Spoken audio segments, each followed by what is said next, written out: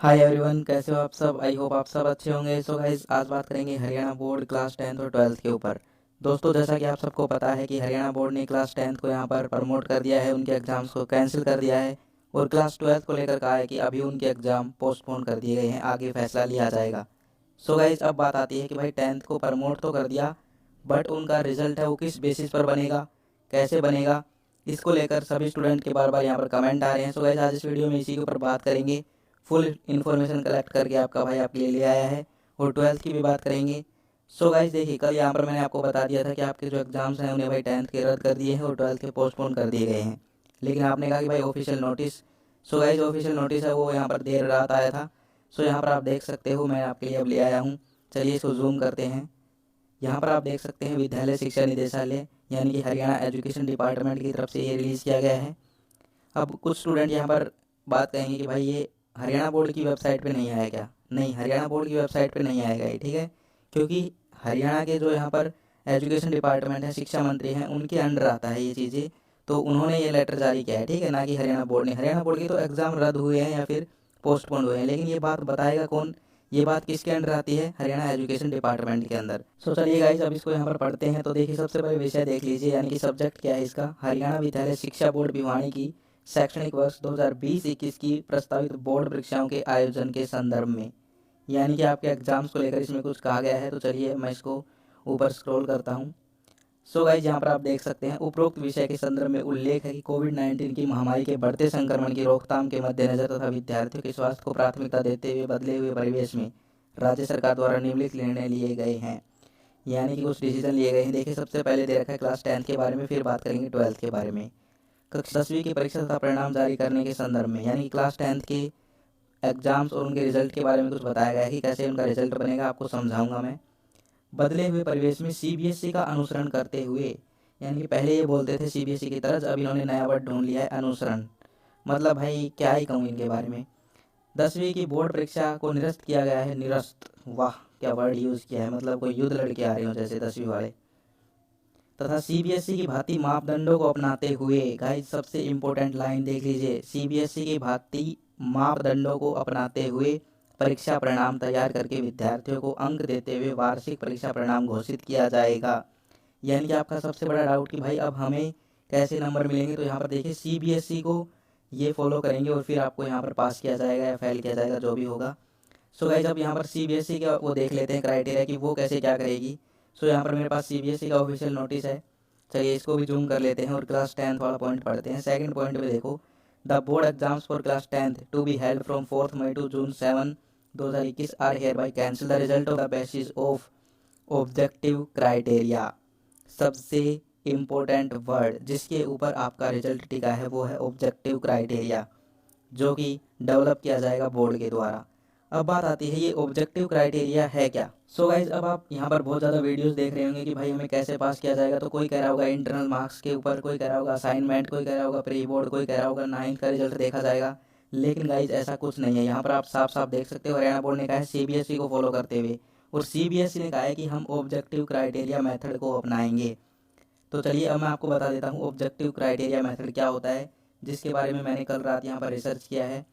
So guys, यहाँ पर देखिए सबसे पहले ऑब्जेक्टिव क्राइटेरिया मेथड की जो objective criteria are factual pieces of information independent of the parties in the negotiation that are relevant to what should और should not be agreed in that negotiation. As an example, in negotiating to purchase a particular car, we would want to look at what the car sells for at other dealerships। हाँ guys, अब तुम में से आधे से ज़्यादा students के उड़ गए तोते, उन्हें कुछ समझ नहीं आ रहा कि भाई ये क्या बोल दिया क्या नहीं। तो चलो यार, इंग्लिश में है तो अब इसे हिंदी में ट्रांसलेट करते हैं, फिर आपको बताते हैं। फिर भी नहीं आएगा तो फिर बताएंगे। अब मैंने इसको हिंदी में ट्रांसलेट किया। अब देखो, उद्देश्य मानदंड सूचना के तथ्यात्मक टुकड़े हैं, बातचीत में पार्टियों से स्वतंत्र हैं, जो उस वार्ता में होने चाहिए या नहीं होने चाहिए, इसके लिए प्रासंगिक है। एक उदाहरण के रूप में, किसी विशेष कार को खरीदने के लिए बातचीत में हम यह देखना चाहेंगे कि वह कार अन्य डीलरशिप पर क्या बेचती है। अब भी समझ में नहीं आया। चलो यार, मुझे पता था समझ में नहीं आएगा, मेरे भी नहीं आया। फिर मैंने इसके ऊपर और ज़्यादा यहाँ पर स्टडी की, और ज़्यादा वीडियोस देखी। तो इसके ऊपर अब मैं आपको जो दिखाने वाला हूँ उससे आपको मैं समझाऊंगा और उससे आपको समझ में भी आ जाएगा। इसका हिंदी वर्ड होता है, वो होता है निष्पादन मूल्यांकन, ठीक है।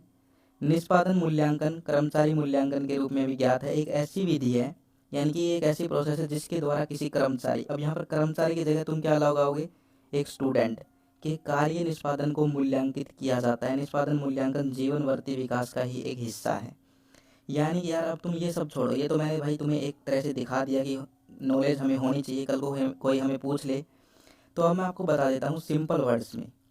गाइज जैसे पहले क्या था कि भाई आपकी एग्ज़ाम्स होते थे, फिर आपको पास फेल किया जाता था, लेकिन अब की बार एग्ज़ाम तो हो नहीं रही, तो अब की बार आपको यहाँ पर निष्पादन मूल्यांकन से ही पास किया जाएगा। इसका मतलब ये है कि स्टूडेंट के यहाँ पर सारे जो कार्य हैं जो उसने उस क्लास के रिगार्डिंग किए हैं उन सबको देखा जाएगा। यानी कि आपकी कैसी अटेंडेंस है, इंटरनल में आपके कैसे मार्क्स हैं उन्हें देखा जाएगा। इंटरनल असेसमेंट जैसे 20 नंबर का होता है, आपने सेट एग्ज़ाम दिए हैं, टेस्ट वगैरह दिए हैं, उनका क्या आपका स्कोर है, प्री बोर्ड दिए हैं उनका क्या स्कोर है, आपका यहाँ पर बिहेवियर कैसा है, सबसे मेन इम्पोर्टेंट। इन सब बातों को आपके टीचर्स देखेंगे, उनके बाद आपको नंबर दिए जाएंगे। वो नंबर आपके टीचर, आपका स्कूल बोर्ड के पास भेजेगा, बोर्ड उनको यहाँ पर कलेक्ट करके आपका रिजल्ट है वो डिक्लेयर करेगा। सबसे मेन बात ये है।